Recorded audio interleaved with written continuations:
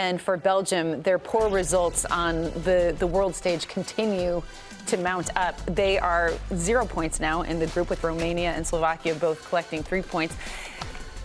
Belgium, one of the dark horses or favorites heading into this. You can't call them a dark horse. I know, exactly. But they're the number three. They're the number 3 ranked team. No, exactly. They're the number 3 ranked team. You aren't.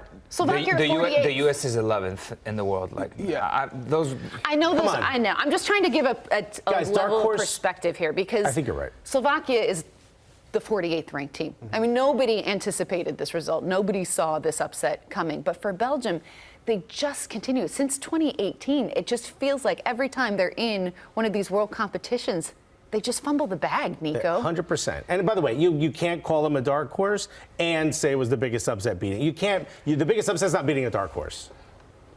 So, but it is an upset. This is the biggest upset. It's an upset. Belgium's not a dark horse. Yeah, full stop. Belgium, but they're not a favorite. They're not.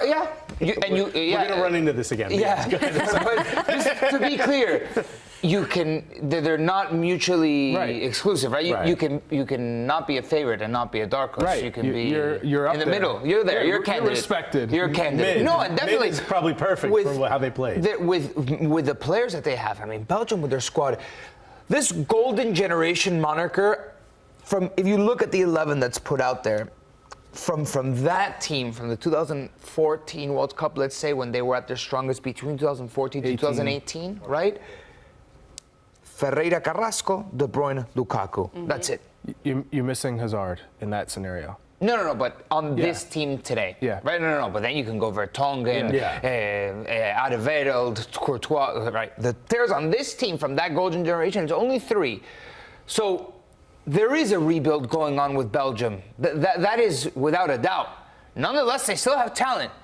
And they couldn't put it together. There were a couple of players that had, good performances, but you cannot fumble the bag, like you said, Suze, like you did against Slovakia, who has players. They have players in Serie B, man. All right, but I will say this.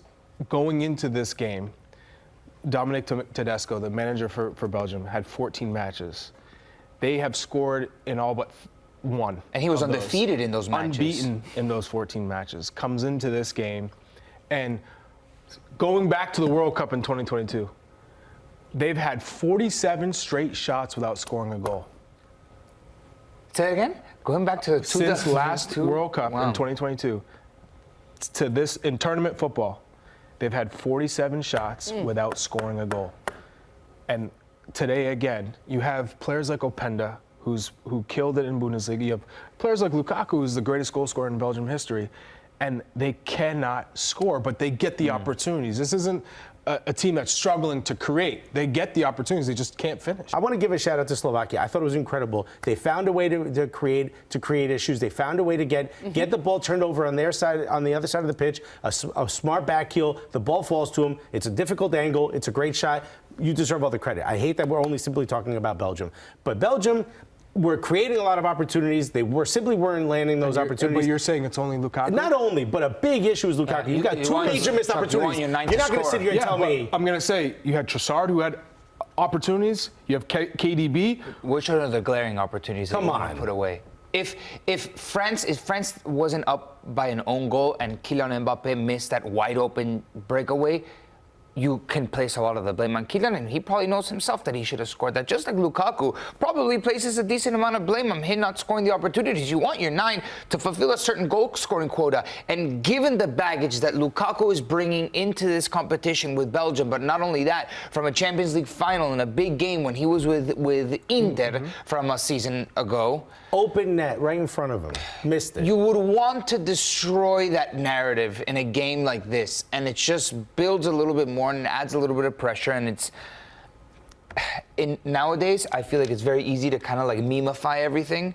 It happened to Higuain at the World Cup from Argentina fans, and that discredits the player that Higuain is. And I think similarly to Lukaku. Well, you brought the Champions League final. That was over a year ago. But hold up, you brought up Belgium not scoring and going back to official tournaments, and who took a lot of those shots also? And also Lukaku had open net, and he couldn't Nico's talking about capitalize. the perception of Lukaku, and now this is an opportunity for him to change that. The last time we saw him wearing a Belgium shirt, that at least I can remember, in a big tournament, he was at the end of the match crying, holding Thierry Henry.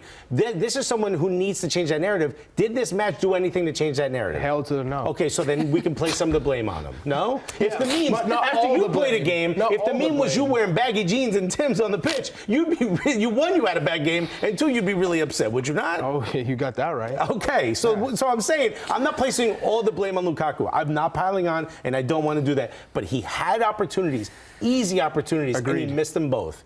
That is not okay. We also thought he had 2 goals in this match, but he did not. First one was offside. There's an element of Yes, being unlucky. 100%. I felt bad for him.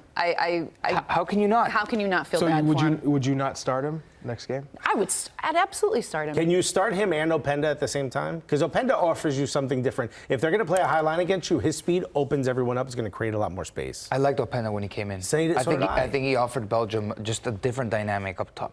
I agree. I want to ask the group a question. Would Courtois have corralled that ball? That eventually, the rebound?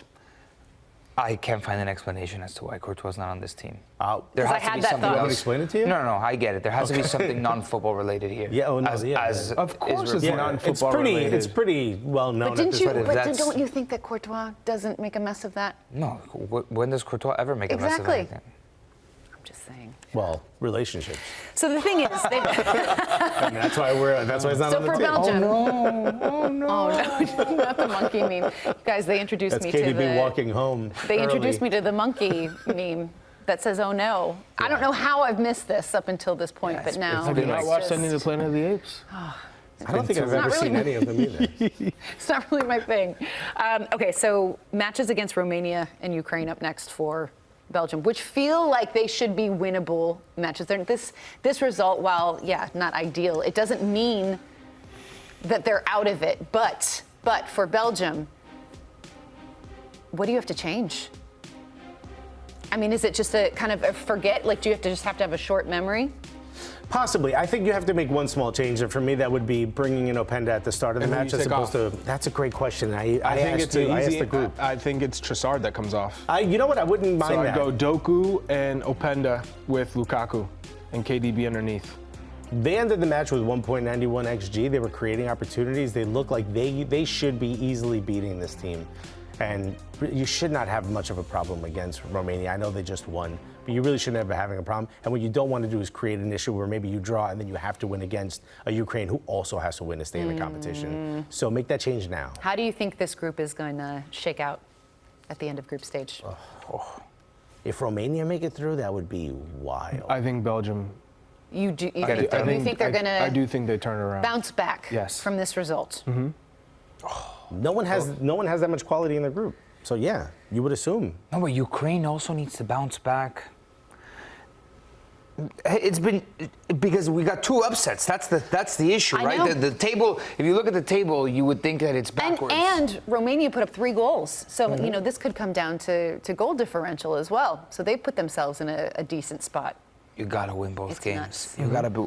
I mean, obviously, you don't have to because a third place team, I think, with 4 points, you could squeeze your way as one of the What is best it, third place. 50% of the teams go through anyway. More than 50, right? No, I think it is 50. Oh, it's 50. Yeah.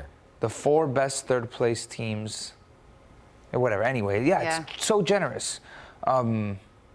There's still a chance. There's still a chance for redemption for Lukaku. Absolutely. Yeah, absolutely.